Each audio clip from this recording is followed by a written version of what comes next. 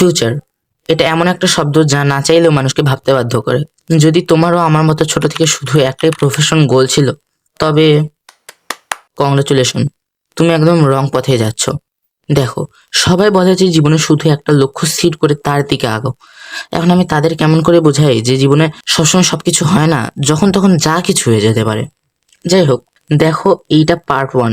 এটাতে শুধু ফিউচারের গোল সিলেকশন সম্পর্কে জানাবো, আর প্ল্যানিং সম্পর্কে জানতে সেকেন্ড পার্টে।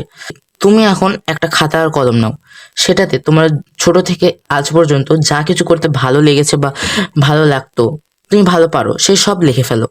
সেটা হোক ডোরেমন দেখা বা ছবি আঁকা। এখন লেখা হয়ে গেলে একটু ভেবে দেখো, যেগুলোর কোনো কাজেরই না, যেমন খাওয়া বা টিভি দেখা, সেগুলো এক এক করে কেটে দাও। দেন যেগুলো বাঁচলো সেগুলো আলাদা করে আবার লিখে নাও। এখন একটু আমার ভিডিওটাকে পজ করে প্লে স্টোরে যাও আর চ্যাট জিপিটি ডাউনলোড দাও। চ্যাট জিপিটির কাছ থেকে জেনে নাও যে ফিউচারে তোমার ওই স্কিলগুলোর দ্বারা কি কোনো জব আছে, থাকলে ওই জবগুলোর ভবিষ্যৎ। তারপর যেগুলোর কোনো ফিউচার নেই, যেমন ড্রাইভিং, সেগুলোকে কেটে দাও। হ্যাঁ, অবশ্যই এটা তোমার সময়ের উপর নির্ভর করবে।